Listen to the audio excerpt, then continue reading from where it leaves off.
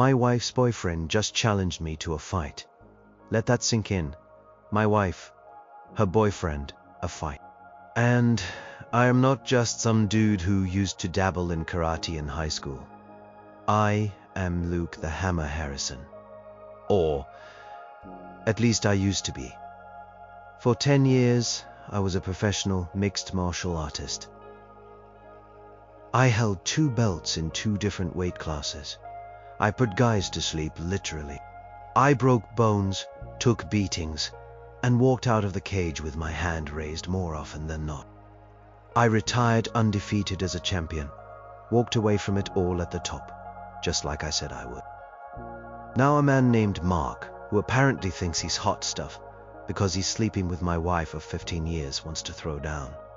I found out about Mark 2 weeks ago. My wife Sarah had been acting distant for months. Late nights, vague excuses. A phone she guarded like it contained nuclear launch codes. I'd seen the signs, but I'd dismissed them. Told myself she was stressed with work, that we were just in a rut. I am a big guy, you know? Strong, confident, or so I thought. I built a life, a quiet one, after the roar of the crowds faded. I thought I had it all handled. My beautiful wife, our home, a sense of peace I'd never known in the fight world. Turns out, peace is a fragile thing. It shatters loud and the pieces cut deep. I came home early from the gym on Tuesday. Sarah usually works late on Tuesdays, but her car was in the driveway. The lights were on. I walked in and the house was silent. Too silent. My stomach dropped. I went to the living room and there they were. Sarah on the couch, her face tear-streaked, and a guy, Mark. He wasn't what I expected. Not some hulking brute, or even a slick charmer. He was just average. Mid-30s, slightly soft around the middle, wearing a crumpled office shirt. He looked like he spent his evenings playing video games, not stealing wives. Sarah saw me first. Her eyes widened, a deer in headlights. Mark turned slowly like he was expecting me. He didn't flinch. That surprised me. Most people flinch when they see 6 feet 4 inches of retired cage fighters standing in their doorway, especially when they're in a compromising situation. But Mark just sat there, almost defiantly. My first instinct was to tear the place apart, to grab him by the throat and show him exactly what the hammer could do. My hands clenched, muscles twitching.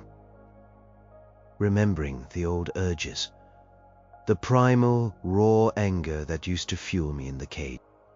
But then I saw Sarah's face, her terror, and something in me held back. This wasn't the octagon. This was my home, and the woman I loved was caught in the middle. I just stood there, breathing hard.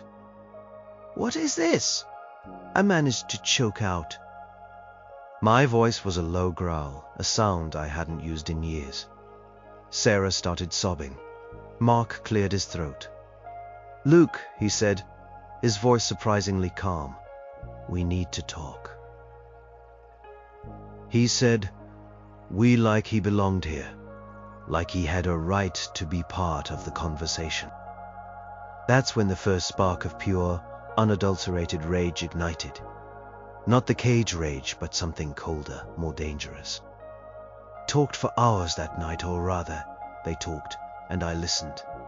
Sarah, through tears and gasps, admitted everything.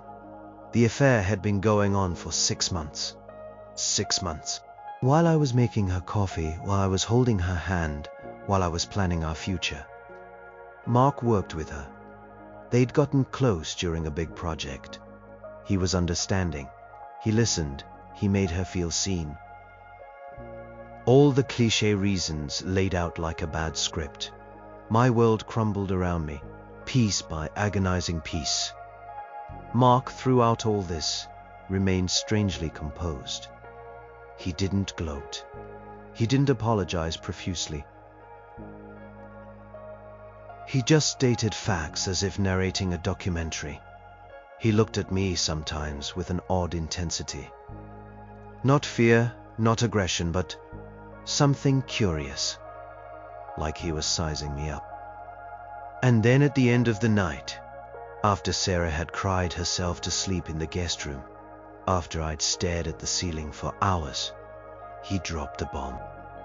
Came into the living room, where I was sitting in the dark, just staring at the wall. He stood in the doorway, a shadow against the dim light from the kitchen. "Luke," he said, his voice quiet, "I know who you are. I've seen your fights. You are a legend." I didn't respond. What was he playing at? "I know this is a messy situation," he continued. "And I know you are angry. But Sarah and I, we have something real." My jaw clenched so hard I thought my teeth would crack. "So," he said, and this is where it got truly surreal, "I think we should settle this, man to man in the ring." I almost laughed. A dry, humorless rasp escaped my throat. This guy, this regular, plain-looking, slightly out-of-shape guy, wanted to fight me? The undefeated champion? It was beyond absurd. It was insulting. It was a challenge, yes, but it felt more like a mockery. Like he was rubbing my face in the fact that he'd not only taken my wife, but he was now daring me to do something about it. Knowing my past, he wanted to prove something. To himself.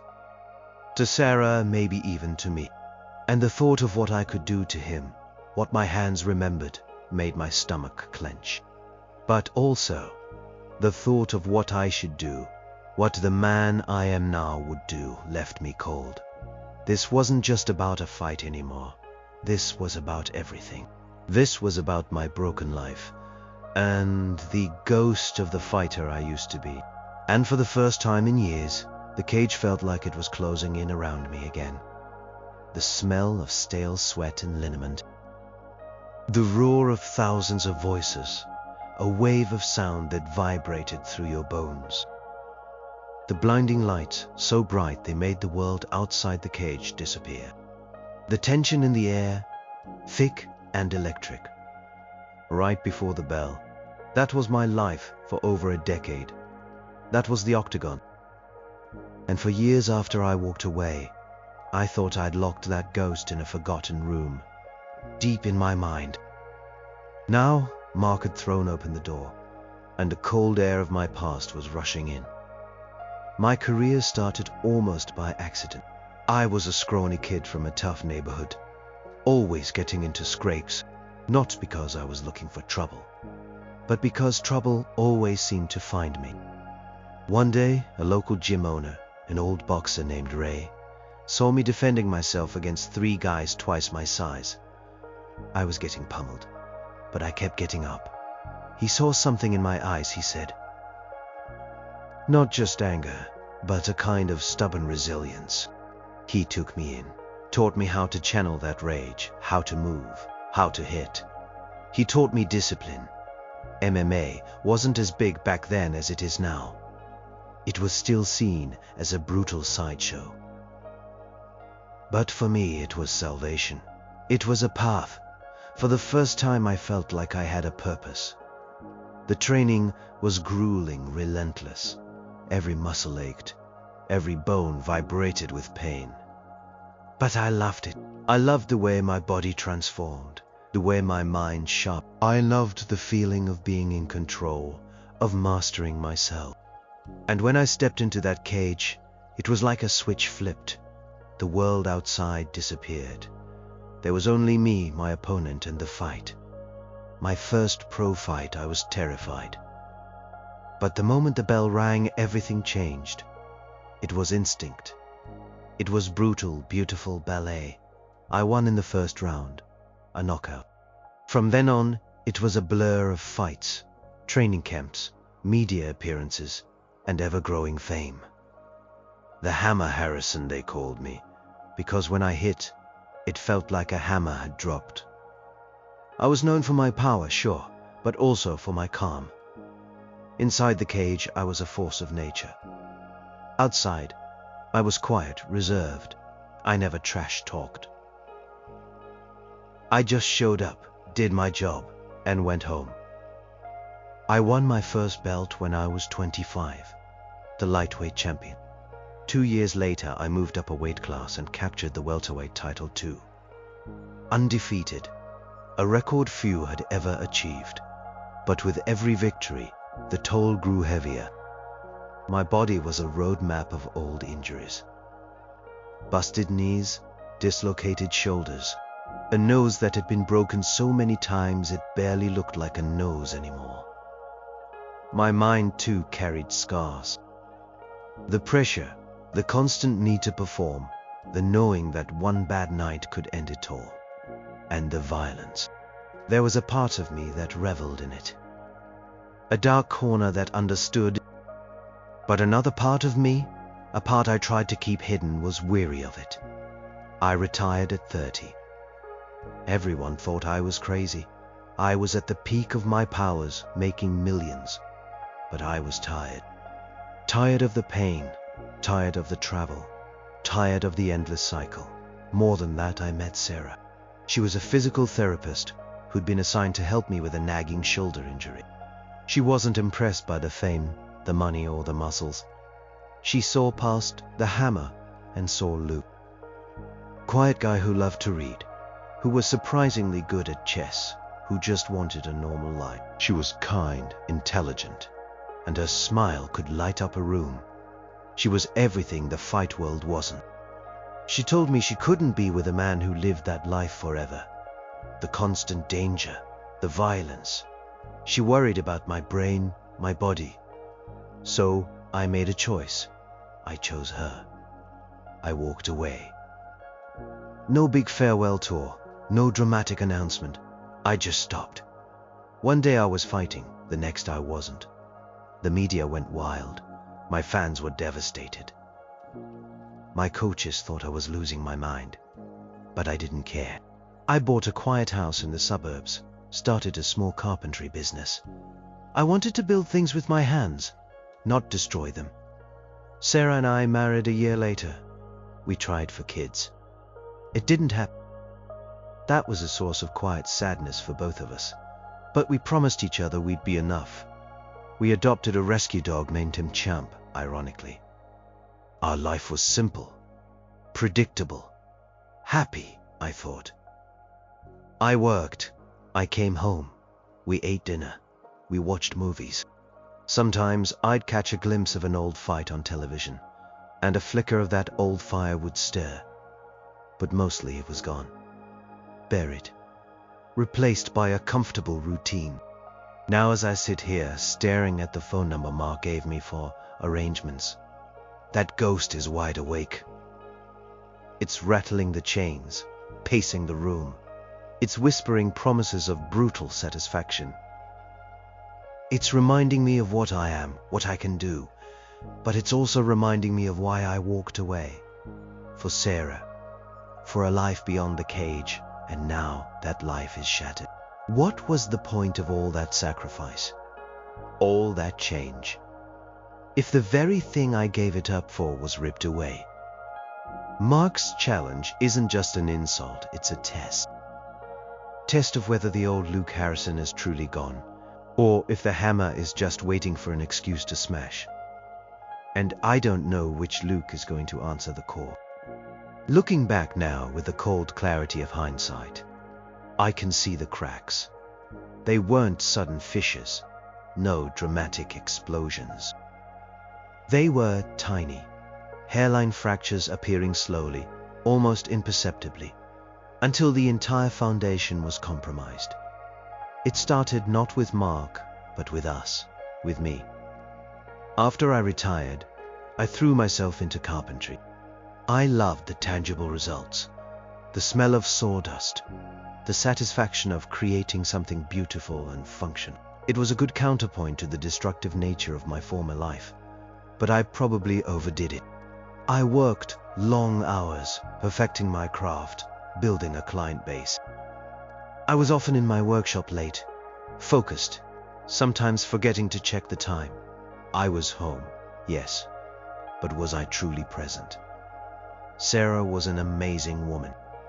She was passionate about her job as a physical therapist, dedicated to her patients. She also had a vibrant social life. She loved going out with her friends, trying new restaurants, exploring the city. In the early days of our marriage, I'd go with her. I'd stand awkwardly in crowded rooms, trying to make small talk, feeling like a caged animal among doves. It wasn't my scene. The noise, the forced smiles, the superficial chatter, it exhausted me. I preferred quiet evenings at home, just the two of us. Slowly, I started to decline her invitations. "You go, honey," I'd say. "I am tired." Or, "I've got this big project I need to finish." At first, she understood. She'd kiss my cheek and head out. Then she started going out more. Sometimes she'd ask less. The invitations dwindled. We stopped having date nights. Our conversations became more about logistics than shared dreams. Did you take out the trash? What do you want for dinner? Did you remember to call the plumber? Life, it seemed, had become a checklist. I attributed it to the natural progression of a long-term relationship. The initial fireworks fade, replaced by a comfortable, quiet companionship. That's what everyone said, right? That's what a stable marriage looked like. We were mature, settled. We weren't those giddy kids anymore. But was it comfortable, or was it complacent? Was it companionship? Or was it just two people occupying the same space? We tried for kids for years, and after multiple heartbreaks and failed attempts, we both silently, painfully, gave up.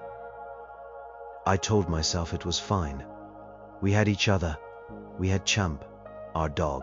But looking back, I think that unfulfilled longing, that empty space, weighed heavily on Sarah. She talked about wanting to nurture, to have a family.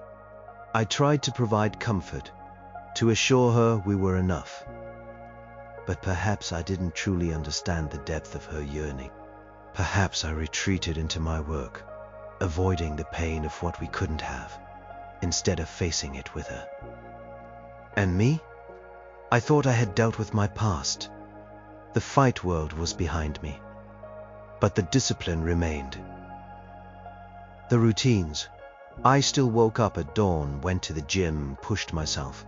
Not for a fight, but for a sense of control, a release. It was ingrained. That intensity, that focus, might have also created a wall around me. I was always in my own head, my own routine. Maybe I became emotionally unavailable, without even realizing it. The man who could stare down a charging opponent was suddenly blind to the subtle shifts in his own home. Sarah started getting a new look. She started doing her hair differently, wearing clothes I hadn't seen before. She seemed more energetic, almost bubbly, but that energy didn't seem to be directed at me. She'd spend more time on her phone, laughing at something I couldn't see, her fingers flying across the screen. I'd ask, "Who are you texting?" And she'd just say, "Oh, just a colleague from work," and I believed her. Because I wanted to, because the alternative was too painful to even consider. I remember one evening, about 4 months ago. We were sitting on the couch watching television. She got a text, chuckled, and then quickly put her phone down, screen side down. I glanced over. "Something funny?" I asked. She hesitated for a moment, too long. "Just a meme," she said, looking away. It was a tiny moment, but it stuck with me. A tiny tremor, a feeling that something was off, but I pushed it down. I was too busy being Luke, the retired carpenter, to remember to be Luke, the husband who pays attention. The final few weeks before the discovery, she was barely home. Or if she was in the guest room on the phone, her voice hushed. I'd hear her take calls late at night. Then her footsteps would pad softly back to our bedroom, and she'd slip under the covers. I'd pretend to be asleep. I didn't want to know. I didn't want to confront the creeping dread. I wanted to believe it was a stressful period at work, a new project, anything but what it really was. My biggest regret, the one that makes my stomach churn now, is that I let it happen. I was so strong, so capable in one part of my life, and utterly blind in the most important part. I didn't fight for my marriage, not in the way I fought in the cage. I didn't see the silent retreat, the slow erosion. I assumed love was a given, an unbreakable bond. I thought once you had it, you kept it like a trophy on a shelf. But love needs tending. It needs presence. It needs to be chosen every single day. And I had stopped choosing it, not consciously, but by my actions, by my absence, by my quiet complacency. And in that void, someone else, someone named Mark, had stepped in. And now I was paying the price. The air in our living room was thick with unspoken words, with the stench of betrayal. Sarah's face was a mask of guilt and fear. Mark's a strange mix of calm and defiance. My own heart was a drum solo of disbelief and searing pain. This wasn't just a moment, it was the precise point where my life split into a before and after. What is this? I repeated, my voice barely above a whisper, raw with unshed tears and burning rage. The silence that followed stretched, agonizing, until Sarah finally broke it. "Luke," she began, her voice trembling. I am so sorry.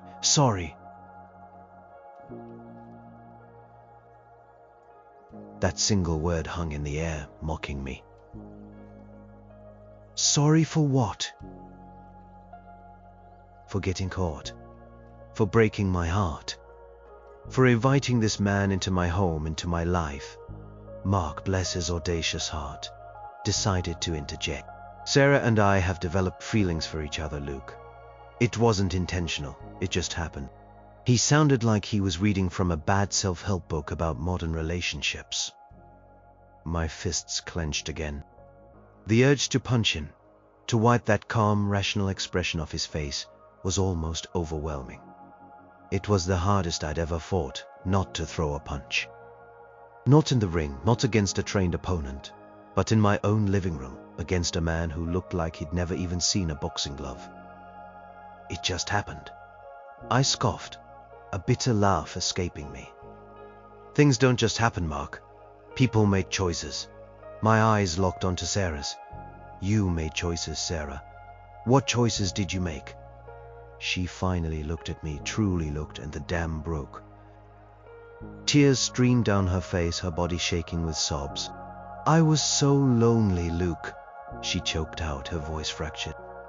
You were always working, always distant. I felt invisible. Invisible. The word hit me like a physical blow. Invisible to me. The woman I loved, the woman I'd given up my entire career for, felt invisible. My mind raced back through the months, the years, quiet evenings, the declining invitations, my own absorption in my work. Had I really been that blind?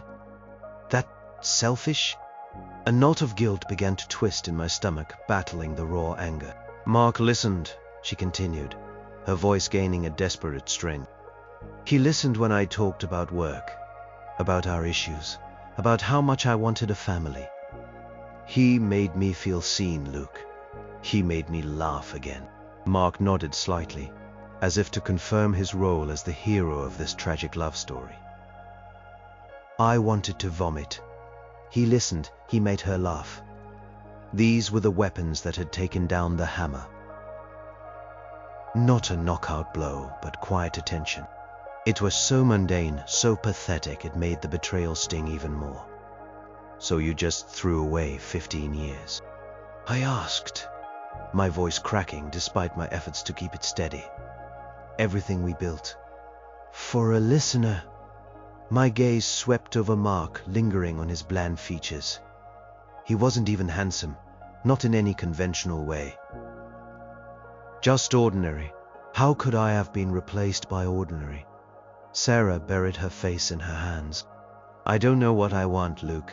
I just know I can't keep living like this. This quiet life, this distance. The quiet life, the distance. My life, my distance. Her words were a hammer to my chest, driving nails into the coffin of our marriage. I had chosen peace, chosen her, and in doing so I had somehow created the very void that someone else had filled. The irony was a cruel joke. I had walked away from the cage, from the violence, from the life that demanded constant vigilance, only to be ambushed in my own home, in the most intimate arena of all. I turned back to Mark. He was still watching me, his gaze unblinking. There was a challenge in his eyes, I realized. Not just the challenge he'd verbalized later, but a deeper one. He wasn't afraid. Or if he was doing an excellent job of hiding it. He seemed to relish the confrontation almost, as if this was a moment he'd been anticipating. "Get out," I said, my voice low and dangerous. Not a growl, but a rumble, like an approaching storm. "Get out of my house." Sarah cried out, "Luke, no." Mark held up a hand to her, a gesture of calm authority that made my blood boil. "It's okay, Sarah," he said, then looked at me. "I understand you're upset, Luke, but we had to tell you this couldn't continue in secret." "Oh, so noble of you," I sneered. "After 6 months of secrecy, you finally decide to be honest." "What? Did you run out of motels?" He flinched, then just a slight tightening around his eyes. A crack in his composure. "Good. I wanted him to feel something. I'll leave for now," he said, slowly standing up. He wasn't big. Maybe 5'10", 170 pounds. In the cage, I would have barely registered him as a sparring partner. But here, in my living room, he felt like the biggest man in the world, because he had taken something that was infinitely more precious than any championship belt. He walked past me, stopping briefly at the doorway. "We'll talk again," he said, looking at me directly. "When you are calmer. When we can discuss this like adults." And then he was gone, leaving Sarah and me alone in the wreckage of our life. The rest of the night was a blur. Sarah and I sat on opposite ends of the couch, the silence between us deafening. She tried to apologize again, tried to explain. I just sat there, numb, the word invisible echoing in my head. Had I been so focused on proving I could be a normal husband that I forgot how to be a present one? Had the quiet peace I'd sought after the fight world turned into a quiet neglect?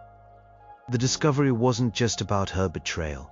It was about my own failings, my own blindness. And the pain of that realization was far more devastating than any punch I'd ever taken. I had lost her, not just to another man, but perhaps to my own absence. Mark.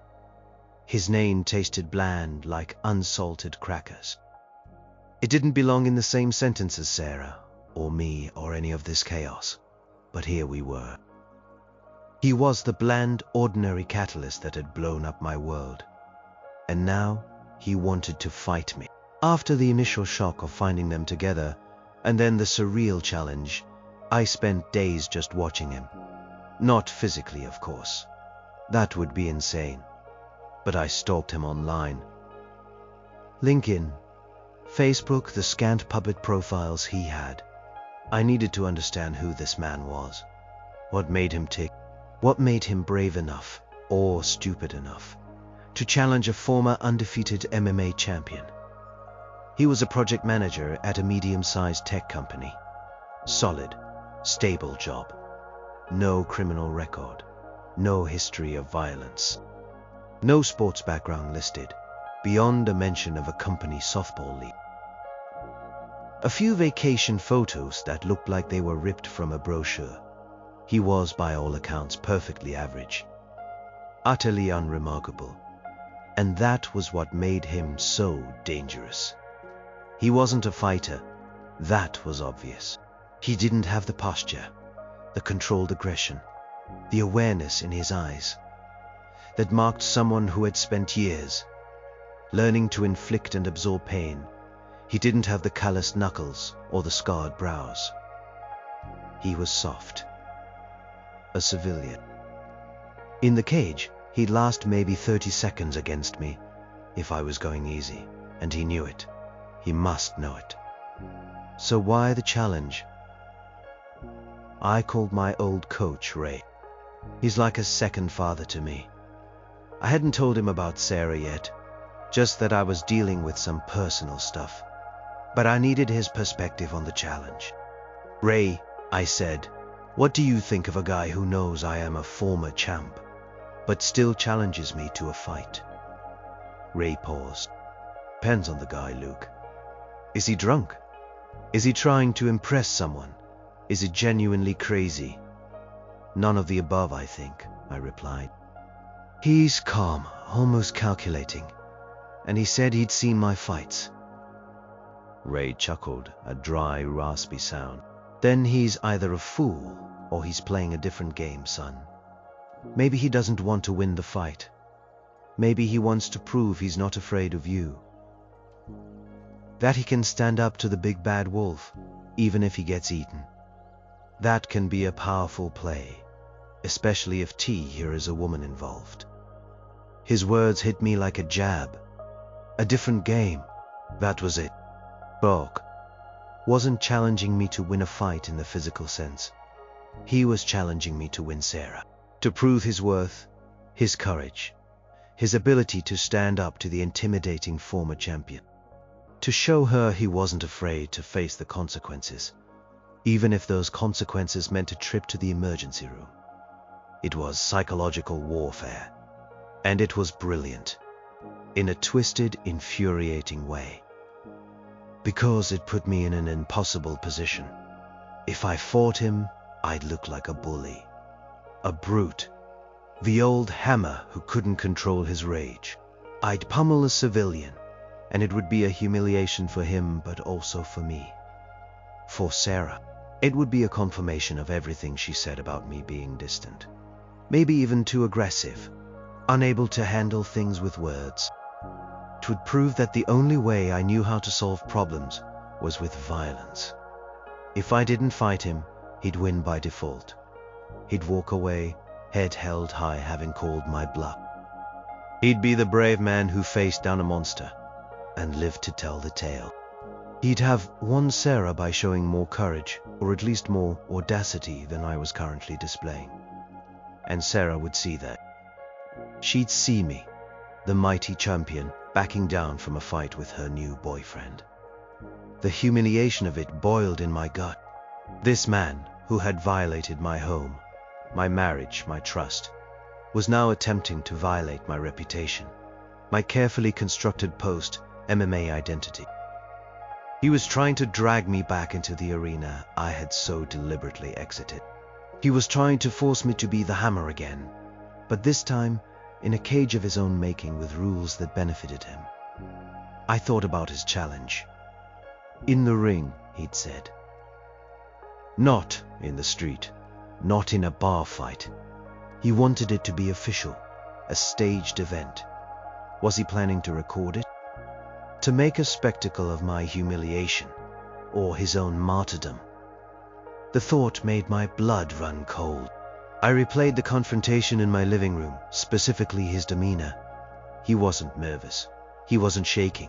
He was poised. He had a plan. This wasn't some spur-of-the-moment drunken dare. This was calculated. The kind of calculation a project manager might make.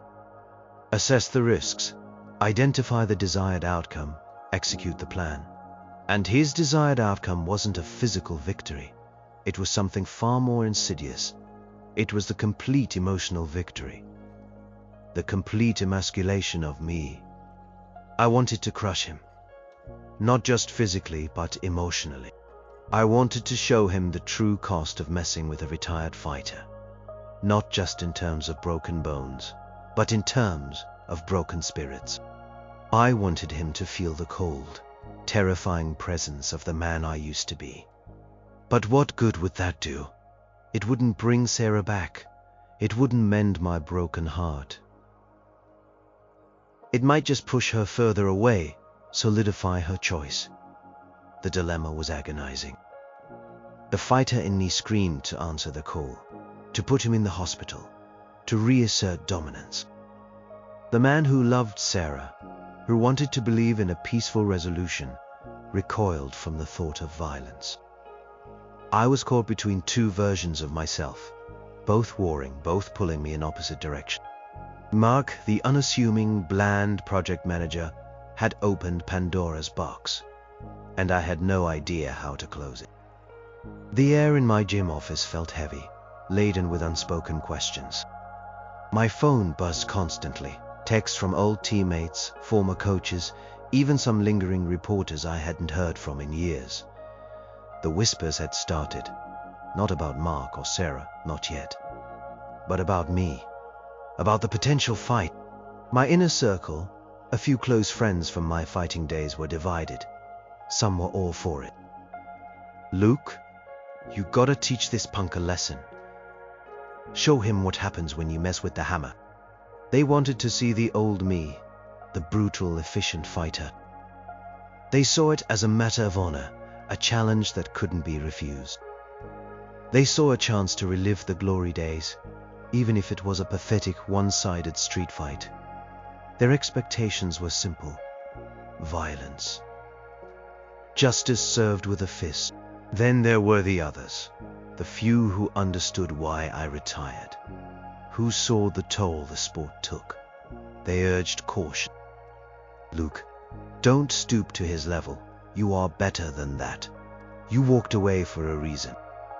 They reminded me of my quiet life, my carpentry, my stated desire for peace. They worried about the headlines, about what it would do to my reputation, and more importantly, to my inner peace. They knew the violence, once unleashed, was hard to put back in the box. And then there was Sarah. She hadn't said much since that night. We were living under the same roof, in a tense, uncomfortable truce. But I could feel her eyes on me sometimes, a mix of fear, regret, and something else I couldn't quite decipher. What did she expect me to do? Did she want me to fight Mark, to prove my strength, my dominance? Or did she want me to walk away, to prove my maturity, my ability to rise above the ugly drama? Her expectation was the most complicated and the most important. It felt like her decision about who to be with hinged on my response. The public too, if they ever found out, would have expectations. The internet would explode. MMA legend challenges wife's boyfriend. The memes would be endless, the hot takes unbearable. They'd want blood. They'd want to see the hammer in action again, no matter how ignoble the cause. My entire post-retirement identity, the quiet, dignified Luke Harrison, would be instantly subsumed by the violent public persona of the hammer. Everywhere I turned, there was pressure. Pressure to fight, pressure not to fight. The weight of all these expectations was crushing. It was like I was back on fight week. The media swarming, the fans roaring, everyone wanting a piece of me. Everyone wanting a piece of me. Everyone wanting a specific outcome. But this time the stakes felt infinitely higher. This wasn't about a belt. This was about my self-worth, my very soul. I found myself back in the gym more often, not just for my usual maintenance, but with a renewed intensity. I hit the heavy bag, imagining Mark's smug face. I grappled with old sparring partners, pushing myself to the limit, feeling the familiar burn in my muscles, the controlled explosion of energy. My body remembered. It was conditioned to respond to a challenge. It craved the release, the primal satisfaction of combat. The old instincts dormant for years were awakening, but as I trained, a cold dread would settle over me. What if I hurt him too badly? What if I killed him? It wasn't an outlandish thought. I'd been trained to do maximum damage with minimal effort. To put a human being to sleep or worse. The thought of facing charges, of ruining my life further, of becoming a pariah, was terrifying. What if this was a trap? A way for Mark to ensure he won, no matter what. If I fought him and he got seriously injured, he could sue me. My career, my money, everything I'd built would be gone. And Sarah, she'd hate me. And what if I just didn't care? What if the rage was so consuming that I just lost control? It had happened before in the cage, a flicker of pure animalistic fury that had nearly cost me a fight through reckless abandon. But in the cage, there were referees, cornermen, doctors. In a street fight, or even a backyard ring, there would be nothing but my own conscience. I tried to talk to Sarah again to gauge her thoughts. "What do you want me to do, Sarah?" I asked, desperate for some clarity. She flinched, pulling away from me both physically and emotionally. "Don't put this on me, Luke. This is between you and him. This is your fight." Her words were like a fresh stab. My fight. The very thing I had tried to escape. Her response was a clear signal. She wasn't going to tell me what to do. She was going to watch. And my actions would undoubtedly influence her perception of me, and therefore her choice. Did she want the gentle, quiet Luke, who she claimed I had become too much of? Or did she secretly want the strong, dominant Hammer who would defend his territory? The man who she had once been drawn to? I started running again.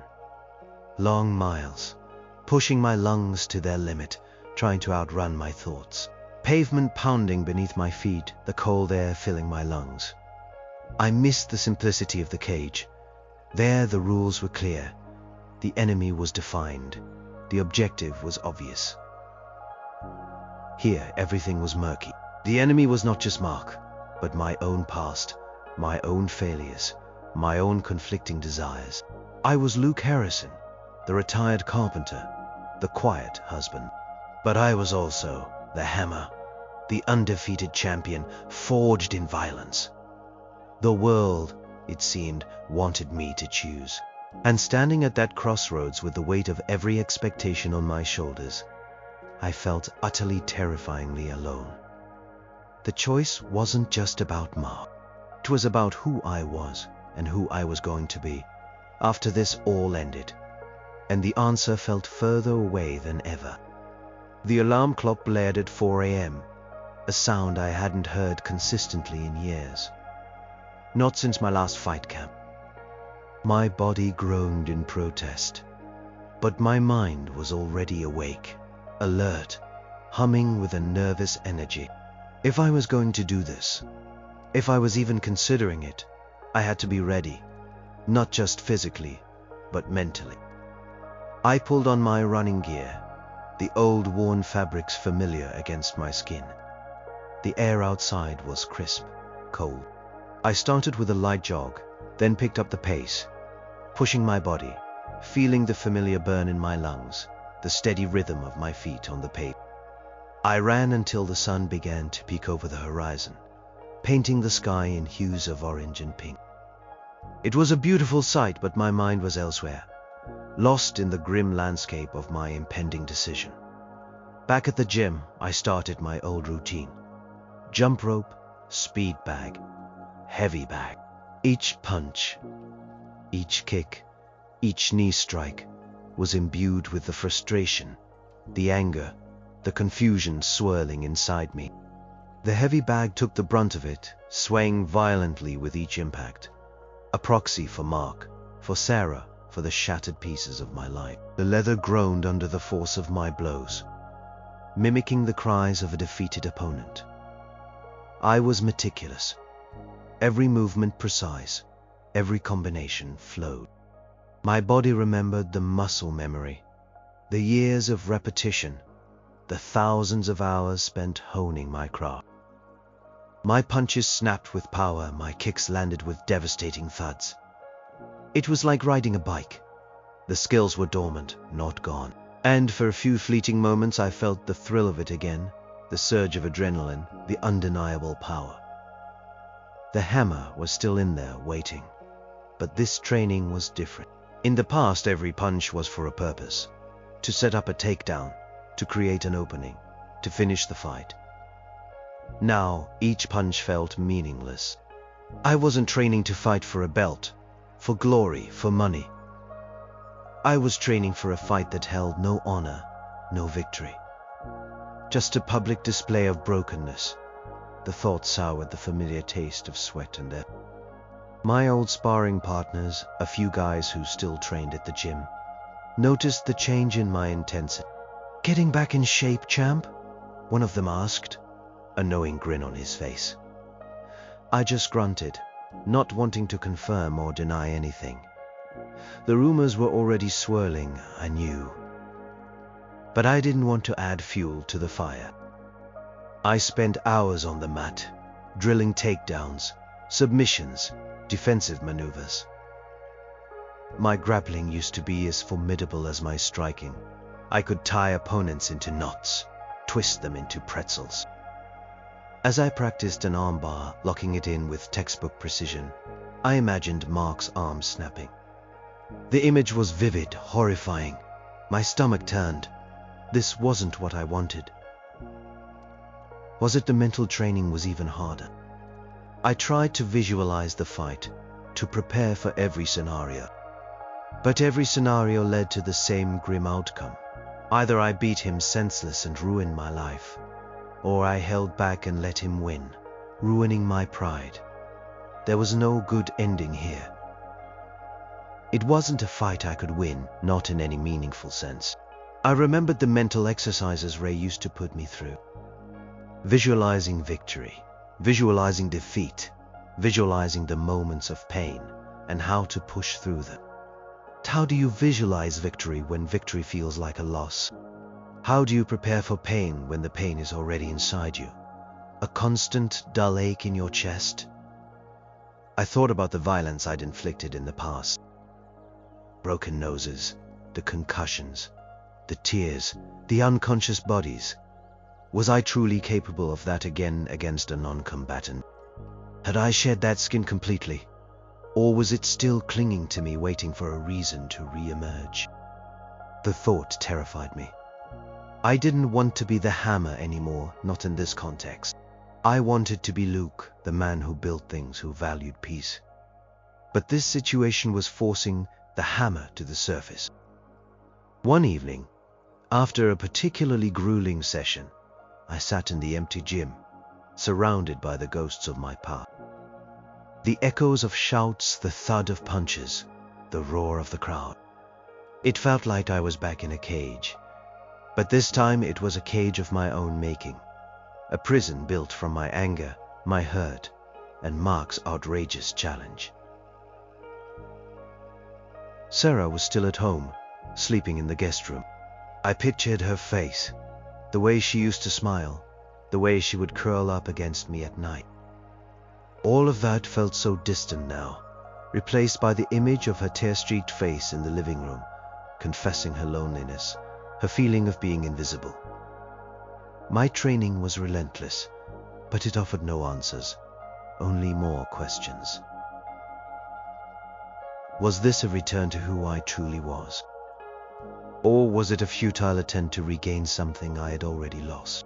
The sweat pouring down my face wasn't just from exertion. It was from the sheer mental agony of it all. I was physically ready, perhaps more ready than I had any right to be after years of retirement. My heart was broken, my mind was conflicted, and the path forward was shrouded in doubt. And the fight, whatever form it took, was drawing closer. I just hoped I would find the right answer before it was too late. The air in the house was thick, not with tension anymore, but with a weary sadness. Sarah and I had been coexisting, two strangers under the same roof, for days. My training had intensified, and I knew she felt it, the ripple of violence that was radiating off me. One evening, after I'd showered and was heading to the kitchen for a glass of water, I saw her sitting at the dining table, staring out the window into the darkness. "Sarah," I said quietly. She flinched, startled. "Can we talk, really talk?" She hesitated, then nodded slowly, her shoulders slumping. "Okay, Luke." I pulled out a chair opposite her. The silence stretched, uncomfortable, heavy with unspoken words. "Why?" I asked again, my voice softer this time, devoid of accusation. Why him? Why now?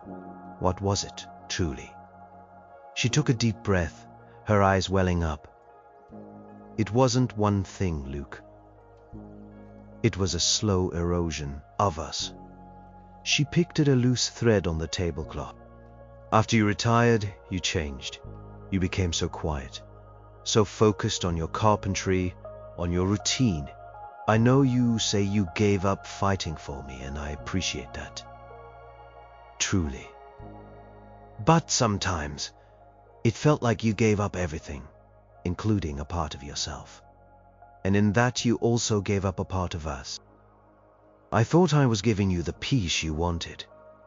I interjected, a defensive edge to my voice.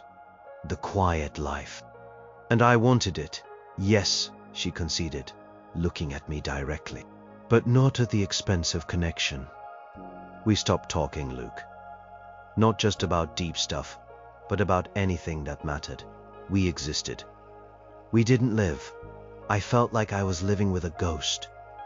A very kind, very strong, very silent ghost. The word ghost again. It stung, because I had felt like a ghost of my former self too. A man trying to fit into a mold that wasn't quite right. "And then there was the kids," she continued, her voice breaking. "We tried so hard, and when it didn't happen, you just shut down. I know you were hurting, but I was too, and we never talked about it. Not really. I felt like I was grieving alone. You built a wall around yourself, and I couldn't get through it.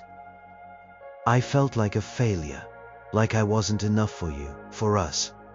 I swallowed hard. She was right. I had retreated. I hadn't known how to process the disappointment of not having children, so I'd buried it under work, under routine. And in doing so, I'd left her to deal with her own pain, isolate. "Mark, he saw me," she said, her voice softer now, almost wistful. "He listened. He asked about my day, about my dreams, about my fears. He made me laugh. He held my hand. Simple things, Luke.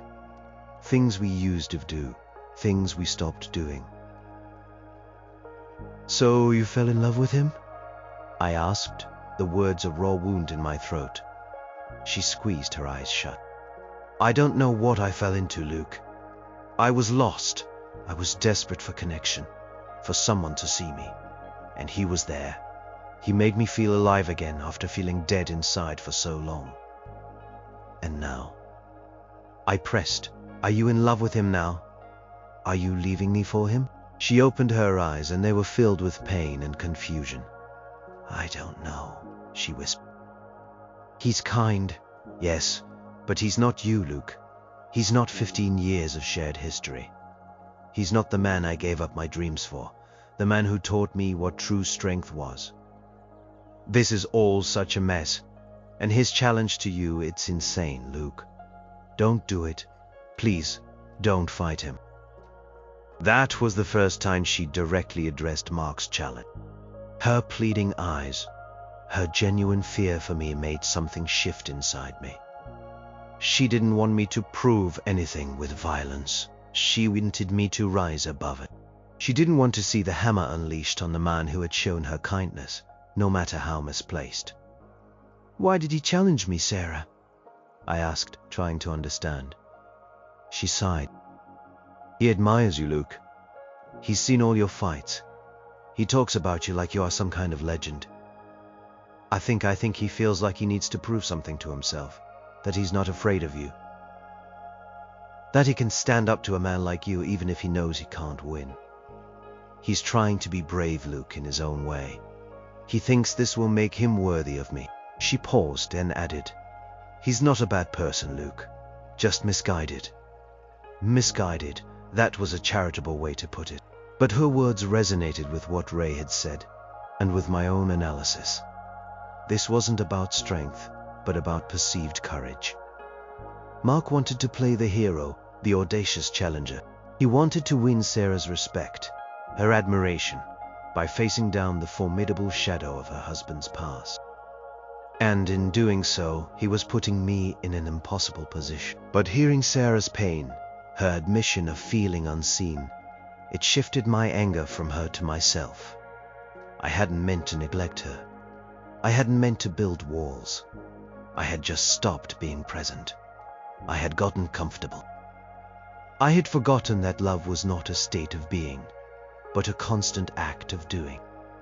Conversation didn't offer immediate solutions, no magical way to mend a broken marriage. But it did offer clarity. Her confession wasn't just about her affair. It was about our shared failings. It was about the slow fade that had allowed Mark to step in. And her plea not to fight him, her genuine concern for me, told me more than any words could. She didn't want violence. She wanted resolution. And perhaps, somewhere deep down, she still wanted us. Complexity of it all was heartbreaking, but it was also, strangely, a path forward, one that didn't involve the cage. The text from Mark was terse, to the point, Saturday 10 a.m. Old Quarry Park. Come alone, it wasn't the kind of place you'd pick for a friendly chat. The Old Quarry Park was a desolate, overgrown area on the outskirts of town, known for its rocky terrain and isolated trails. It was a place where people went to get lost, or to do things they didn't want anyone to see. Perfect for a clandestine meeting or a brutal, unsanctioned fight. My stomach churned. I spent the rest of the week in a whirlwind of internal debate. To fight or not to fight? Each path felt equally destructive. The training continued, a brutal, unyielding rhythm. As if my body was preparing for a war, my mind wasn't sure it wanted. I tried to talk to Sarah again, to find out what her true desires were, but she remained guarded, her eyes pleading with me not to go through with it. Her silence was louder than any words. In Saturday morning, I woke before the alarm. The house was quiet. Sarah was still asleep or pretending to be. I dressed in dark, loose-fitting clothes. No gym gear, no fight shorts, just clothes that allowed for movement. I slipped out of the house, leaving a note on the kitchen counter. Be back soon. It felt like a lie. The drive to the park was grim. The sky was overcast, a dull, bruised gray. The air was cold, damp. As I pulled into the small gravel parking lot, Mark's car was already there. He was standing outside it, leaning against the hood, a figure almost swallowed by the vast, bleak landscape. He was wearing jeans and a simple jacket. He looked small, ordinary. My fists, used to wrapping around thick gloves, felt huge and empty at the ends of my arms. I got out of my truck, closing the door quietly. The only sound was the distant caw of a crow. Mark pushed off the car and started walking towards a clearing deeper in the park. I followed, my senses on high alert. Every rustle of leaves, every snap of a twig was amplified.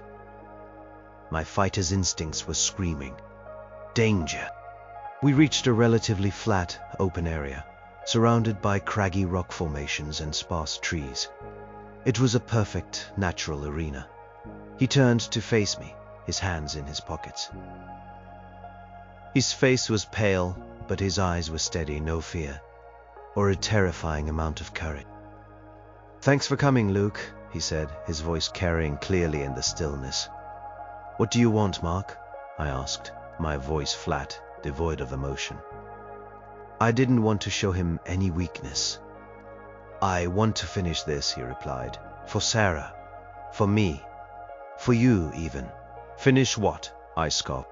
You think putting on a show, getting beaten senseless, is going to finish anything? It's going to make things worse, Mark, for everyone. He took a step closer. Maybe. Or maybe it's the only way. You are a fighter, Luke. You understand this.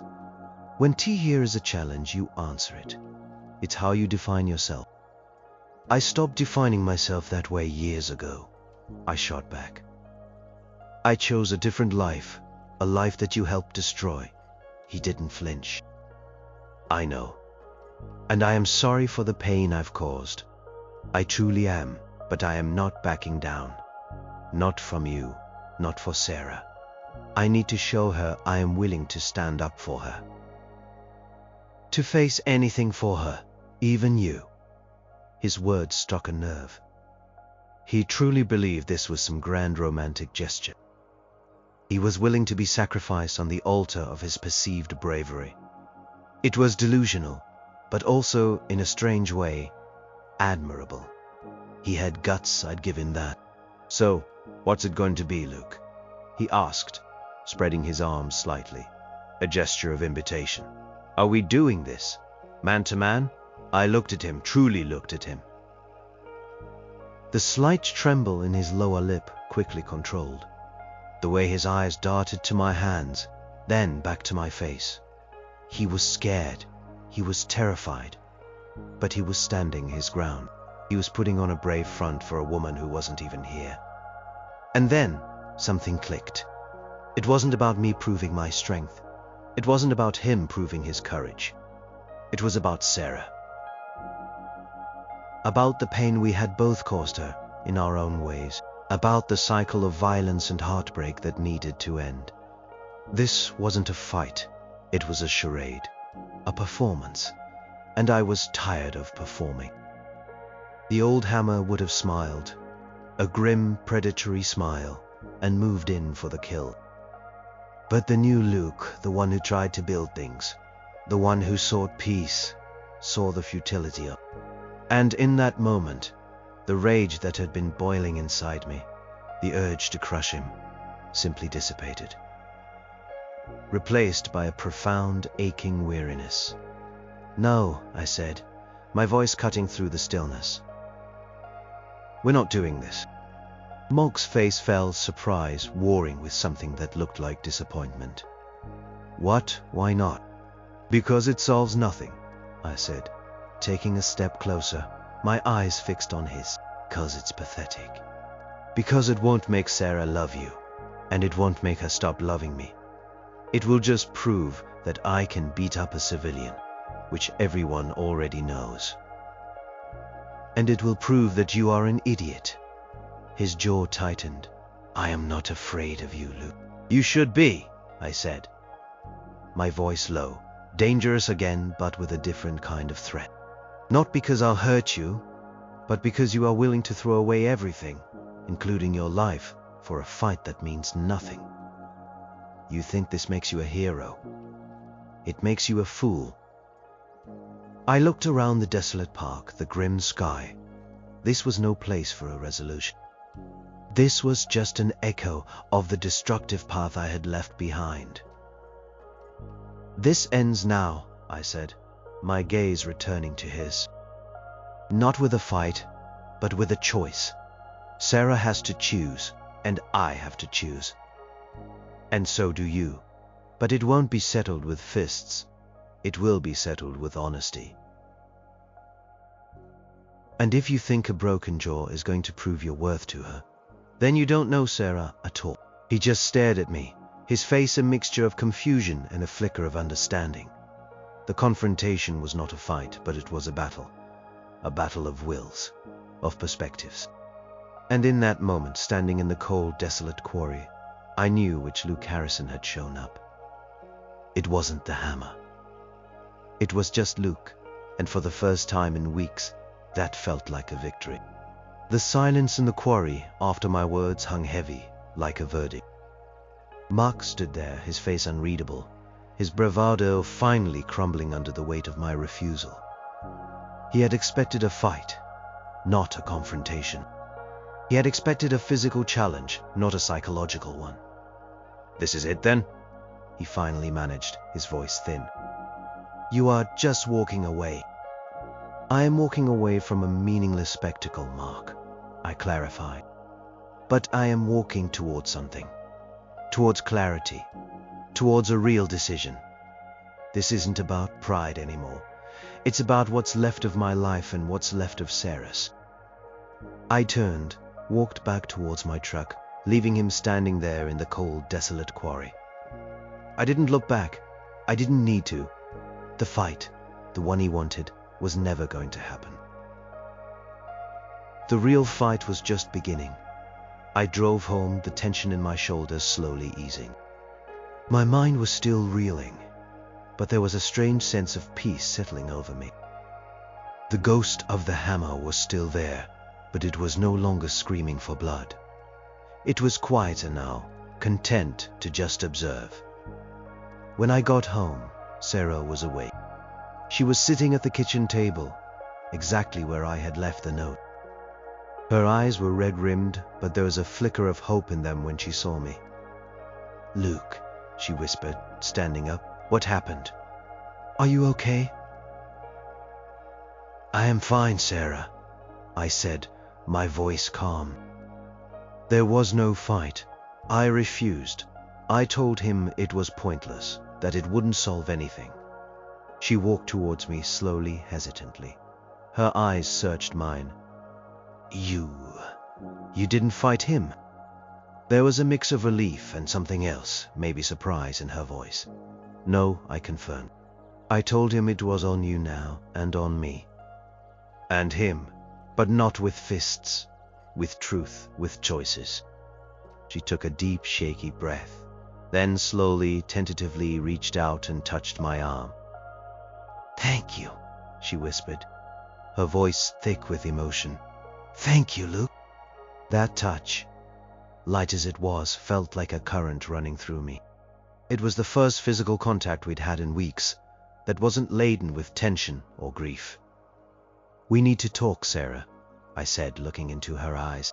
"Truly talk, about everything, about us, about what we want, about what we lost, and what we might still be able to find." And we did. We talked for hours that day. The most honest, brutal, and heartbreaking conversation of our lives. We peeled back the layers of our marriage, the years of unspoken resentments, the slow drifts, the missed opportunities. I admitted my failings, my retreat into work, my emotional distance. She admitted her loneliness, her search for connection, her confusion. She told me she had ended things with Mark the day after their initial confrontation with me.